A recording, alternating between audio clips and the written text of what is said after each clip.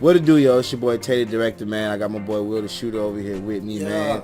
You know what it is, bro. So I'm thinking about doing a new vlog series. I'm actually thinking about doing editing with me, or y'all just sitting down and editing with me. I pull up my computer, screen record, and y'all can see everything that I'm doing in real time. So tell me what y'all think. I'm gonna drop this video. If y'all like this, like see what I'm doing, and like to learn how I edit my videos, let me know. But before we do that, man, head over to the YouTube and click subscribe, man. Go like a couple videos, watch some work. Go to the page, man. Show some likes. Sign up to the email list. Drop your email address. All of that, man. I need you. You know this. Let's rock. First thing I'm gonna do in Premiere Pro, I'm gonna open up Premiere Pro. I already named the project. So now you got a blank project, right? So what you do is you import the files. You drag them in, find all the files, you import it. Basically, once you imported your footage or whatever, first thing I would do is I would go and I would find a clip that's 24 frames. You know, we shoot in true 24 frame cinema using the GH5.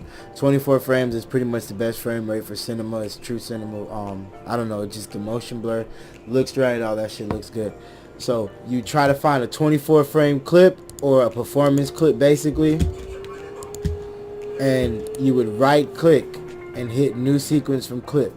Every time you start a video, you want to go find 24 frame per second footage or your base frame rate footage. If you're shooting 30 frames or if you're shooting in 60 frames footage, whatever you're going to export as, I will find that footage and hit new sequence from clip, and you really make that your sequence. Don't really look at what these bars are, because this is going to be the next step.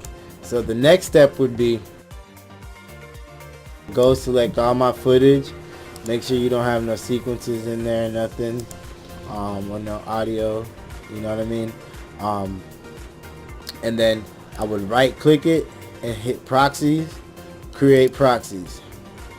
GoPro Cineform proxies, they render pretty fast, but basically what a proxy is it's a lower resolution clip. So your computer is going to take all those clips, write the metadata, and make a lower resolution clip for you to edit, so that way it doesn't fuck up all your chops or none of that stuff, or it doesn't really mess up your computer.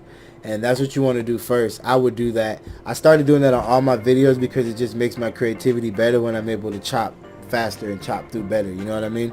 So that's what I told Will the other day, like, bro, proxy everything, fuck it. Even if it might not take a toll on your computer, once you add color grading and add all that stuff, it's gonna take a toll on your computer. So if you just proxy it at any time, you can hit that proxy button and it'll take the load off your computer and continue to edit. And you can render in a couple things, and your workflow will just be smooth. So I recommend the second thing you do after you hit new sequence from clip, you're going to create proxies. Select all the clips in your timeline, and what it's going to do is it's going to open up Media Encoder, and basically it's going to start creating proxy jobs. So it's going to send all them clips that you selected and the format that you selected, and it's going to make a media job. Here it is on the other screen. It's going to make an actual job for every single clip.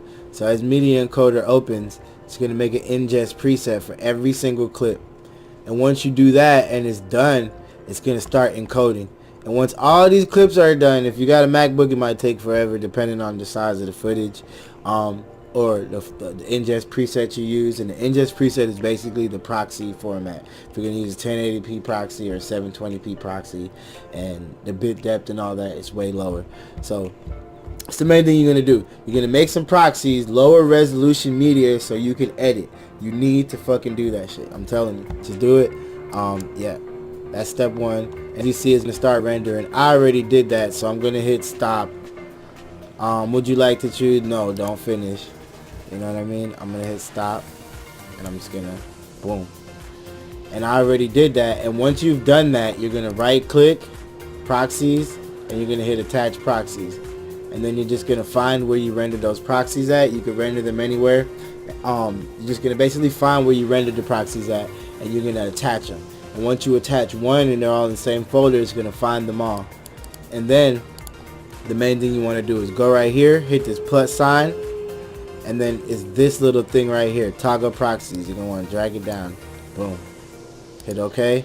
And then at any given time, you'll be able to hit that button and you'll have a lower resolution media, which doesn't matter because when you're editing, I promise you it's not gonna matter and you're gonna actually love it. But that's what you want to do in order so that way you'll be able to chop. So that's the first step. After you do that and you get that done, I'm saying that even before you drag audio in, because you're not ready to edit. It might take 30 minutes, it might take an hour for you to actually render this footage out. So just go get some coffee, do that like a day before. Once you first come back and you're still excited about the footage, go do that. Just render out the footage, let it sit overnight, whatever, however long it takes to render out all that footage. Then when you get all that, like I said, you attach the proxies, boom, boom, boom, and then you'll be at this step right here where you're gonna have to synchronize the audio. And it's pretty much not that hard. Premiere Pro makes it easy for you. What I would recommend is you to use a very, very loud speaker, so that way it's no synchronization problems when you get back in post. And like a lot of times we use our cell phones, or little boombox speakers, but it's way better if you use a big speaker, loud speaker, so that when you get back, Adobe Premiere Pro has all of the settings for you to synchronize your audio in post, and it's very easy. So you'll basically get your song. Now you're gonna find your song, blah blah blah, drag it in. I already have that here. I'm gonna try to synchronize the audio. I don't know if this is gonna synchronize because you was using like a small speaker, but so what you're gonna do is you're gonna line up these two clips together or on top of each other. It doesn't matter where. And what I like to do is, I don't know why, I don't know what these buttons are for, but this is what I do. I make sure these little blue things on all of the tracks that I'm trying to synchronize is on there, because every time I try to hit synchronize, it won't synchronize. So what I'll do is I'll just get all these little blue buttons or on whatever tracks I'm going to use, and you can actually use more than one track at once, but if one doesn't synchronize, you're not going to know which one is which. So I kind of stick to one track at a time, and then I'll just synchronize it. You right click, you select all of them, or you select, it's easier if you just select the audios if you haven't linked it yet, because it'll select the video already. And right click, hit synchronize. Scroll down, go to audio, and then mix down. So that's everything, and then click OK. Let Premiere Pro do its thing, and boom, your audio should be synchronized right on time, or if not, a frame off or something. But 9 times out of 10, it's on time. If it does that and it doesn't give you no error message, it's on time.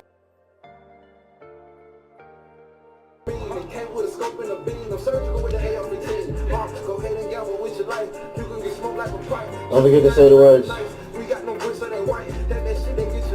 Alright, so these are the basically raw scenes. When you get your camera and you shoot, it's going to be raw. And you have to basically, when you get your camera, you're going to shoot the scenes and they're going to be raw. And you have to basically, like plot the video out, man. Like this video, I really didn't, I wanted to edit it when I felt like it, when I had inspiration for it, and the fact that I did that and didn't force it, it's coming out dope. I started to edit, and I actually said, you know what, I'm gonna do a vlog for you guys, because I use a lot of my effects and stuff that I would use, and this video is gonna be dope. Like, y'all better pay attention, because stay tuned, this is crazy. But yeah, so this is how your video is gonna come out. You're gonna have it in a full, this right here, I don't know what I shot it in. Let me right click. It might be 4K DCI or just 4K UHD. Yeah, it's 4K UHD. So I don't know the exact dimensions. I'm gonna fix it later. But if it's 4K DCI, you're gonna turn that 2160 to 1716. Okay, so now what you're gonna do is, I see a lot of people, here's some more information. I see a lot of people, they put crop bars over their videos to basically make it look more cinematic or give it the anamorphic ratio. You definitely want to do the anamorphic ratio, but you don't want to do it wrong for 2 reasons. One reason is because when you put it on a different screen, it's not 16:9 or different ratios. It's going to mess the video up, and it's going to have bars on the side or whatever, or however you want to call it. It's going to have bars on the side basically of the video, you know, like right here. And it's not going to have it flush 16:9 image. And then the other reason is because you're basically rendering out black bars that's taken away from the resolution of your camera. When you render out the video, the actual black bars are going to be rendered out from the computer, which is going to take away from the resolution.